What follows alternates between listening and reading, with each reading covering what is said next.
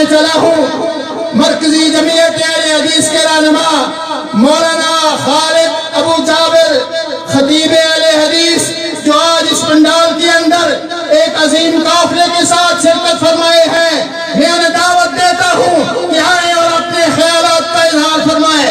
مولانا محمد خالد ابو جابر مختصر سے وقت میں اپنے خیالات کا اظہار فرمائیں۔ نعرہ تکبیر! نعرہ تکبیر! السلام علیکم ورحمۃ اللہ وبرکاتہ۔ الحمدللہ وحدہ والصلاة والسلام علی من لا نبی بعد۔ اعوذ باللہ من الشیطان الرجیم، بسم اللہ الرحمن الرحیم۔ قد بدت البغضاء من افواہہم وما تخفی صدورہم اکبر۔ اللہ اکبر۔ خاربت فرانس، اللہ اکبر، خاربت الیہود والنصارى۔ حضرات گرامی، میں یہاں پر سٹیج پر موجود تمام کے تمام مکاتب فکر کے علماء کرام اور یہاں پنڈال کے اندر موجود ملت اسلامیہ کے تمام زعماء کو خراج تحسین پیش کرتا ہوں۔ دنیا والوں نے ہمیں جماعت در جماعت تقسیم کیا ہے، کہیں پر سیاسی طور پر، کہیں پر مذہبی طور پر، لیکن اللہ تعالیٰ کے فضل و کرم سے یہ ایک ایسا مسئلہ ہے، ناموس رسالت کا، ناموس صحابہ کا، اس مسئلے کے اوپر اللہ کے فضل و کرم سے یہ اغیار ہمیں تقسیم نہیں کر سکے ہیں، اور انشاءاللہ قیامت تک تقسیم کر سکتے۔ جب ناموس رسالت کی بات ہوگی اہل حدیث بریلوی بن جائے گا، جب ناموس صحابہ کی بات ہوگی بریلوی اہل حدیث بن جائے گا، اور یہ گلدستہ میرے بھائیوں نہ حنفی ہوگا، نہ بریلوی ہوگا، نہ دیوبندی ہوگا، سب کے سب آج جہاں محمدی بن کے جمع ہیں، سب کے سب محمدی بن کر یہاں جمع ہے انشاءاللہ۔ اور میرے بھائیوں، دو باتیں آپ کے سامنے رکھنا چاہوں گا۔ یہ کافر ہمارے دشمن آخر کیوں ہیں؟ اس کی وجہ کیا ہے؟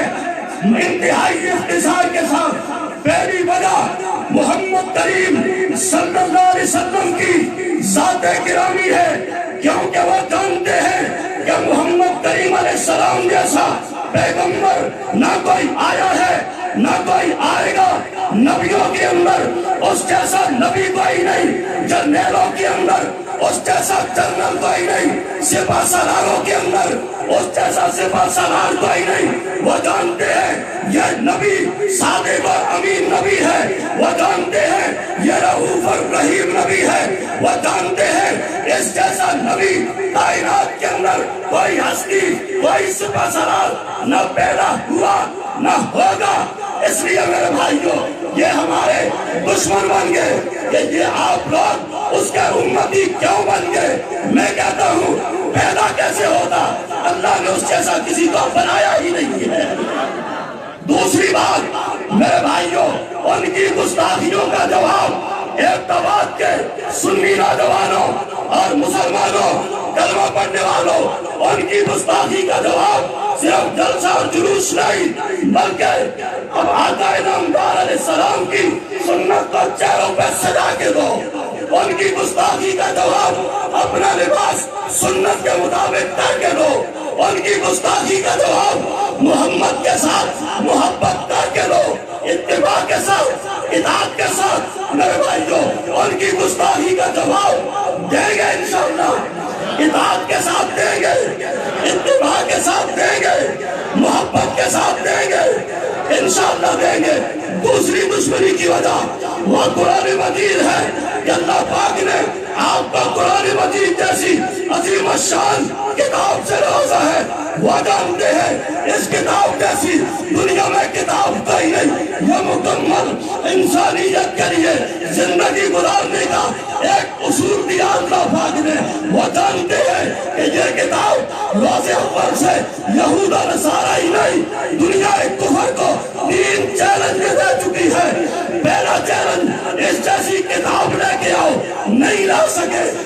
دوسرا چیلنج اس جیسی 10 صورتیں لاؤ، نہیں لا سکے۔ تیسرا چیلنج ایک ہی صورت بنا کے لے آؤ، لا سکے ہیں؟ قیامت تک نہیں لا سکیں گے۔ اور قرآن نے ساری شریعتوں کو، ساری کتابوں کو منسوخ کر دیا ہے، سارے دین باطلہ پر قرآن نے آ کر بیڑا پھیر دیا ہے۔ اس وجہ سے ہمارے دشمن، تیسری وجہ میرے بھائیوں، وہ تمہارا کعبۃ اللہ ہے، جہاں پر آپ جدھر منہ کر کے نماز پڑھتے ہو، جہاں پر منتظم ہے، جہاں پر مقام ابراہیم ہے، جہاں پر صفا مروہ ہے، جہاں پر میدان عرفات ہے، جہاں پر مصطفیٰ ہے، جہاں پر ایک نہیں ہر سال کروڑوں مسلمانوں کی اللہ پاک بخشش فرماتے ہیں، اور ان کے باپ کو تلقیاں پڑتی ہیں میدان مینا کے اندر، وہ جانتے ہیں۔ اسی وجہ سے یہ ہمارے دشمن ہیں۔ بات کو ختم کرتا ہوں میرے بھائیوں، وہ قرآن کی اگر توحید کرے، تم قرآن کو پڑھنے والے بن جاؤ، تلاوت کو عام کر دو، اپنے بچوں کو حافظ قرآن بناؤ، اور خود بھی اپنی دکانوں مکانوں میں تلاوت کو عام کر دو۔ میرے بھائیوں، یہ قرآن کی گستاخی کا بہترین جواب ہوگا کہ ہم قرآن مجید کے پڑھنے پڑھانے والے بن جائیں، اور اپنے مدارس کا، مساجد کا تحفظ کرنے والے بن جائیں۔ تکبر دل بخشاؤ من افواہہم، نبی کو دیکھ کر تکبر دل بخشا، قرآن کو دیکھ کر تکبر دل بخشا، مکہ مدینہ کو دیکھ کر تکبر دل بخشاؤ۔ اور میرے بھائیوں، دوسرا دشمنی کا سبب یہ ہے کہ دنیا کائنات پر 156 اسلامی ملک قائم و دائم ہے، اور ان کو اللہ پاک نے ہر قسم کے وسائل سے نواز رکھا ہے، سارے خزانے اللہ نے ان کو دیے ہیں۔ اور میرے بھائیوں، فرانس نے گستاخی کی ہے، اسی جلن کی وجہ سے، اسی بڑبڑاہٹ کی وجہ سے ہم اپنے حکمرانوں سے اور عوام سے پرزور مطالبہ کرتے ہیں اس اجتماع کی وساطت سے۔ ایک تو فرانس کی پروڈکٹ کو بائیکاٹ کیا جائے، کریں گے انشاءاللہ، بائیکاٹ کیا جائے، اور صرف ہمارے وزیر اعظم صرف رسمی بیانوں سے کام نہ لے، ان کے سفیر کو یہاں سے نکالا جائے، ان کے سفیر کو نکالا جائے، اپنے سفیر کو واپس بلایا جائے۔ گل کوئی بندہ کرے تو مزہ ہوئے نا۔ یہ فرانس کا یہ میکرون، اس کے نادر والوں کو بھی کہتا ہوں، فرانسیوں کے جتنے بھی یہاں درندے موجود ہیں، ان کے شناختی کارڈ چیک کرو، ان کے باپ کا نام اس میں موجود نہیں ہے، اسپتالوں کے نام ہوتے ہیں، اور جناب ان کی ڈسپنسریوں کے نام ہوتے ہیں، ان کے اندر کوئی بھی چیز ہے ان حرامزادوں کو نکالا جائے جن کی وضعیت ہی یہاں پر موجود نہیں ہے، اور ناموس صحابہ اس کا بھی تحفظ کیا جائے گا انشاءاللہ۔ ایک کارا کبر ایلی چاہیے تھا، اسی لیے چاہیے انشاءاللہ۔ ایک تانے دی اولاد ختم نبوت پہ بھونکیں گے انشاءاللہ، ان کے لیے ہم نمٹ لیں گے۔ یہ اجتماع انشاءاللہ نہ نبی کی حرمت پہ آنچ برداشت کرے گا، نہ صحابہ کی آنچ حرمت پہ آنچ برداشت کرے گا۔ ہم انشاءاللہ تن من دھن سب کچھ عزم سے عظمت صحابہ پر، ناموس رسالت پر لٹا کے رہیں گے۔ وما علیہ الا البلاغ المبین۔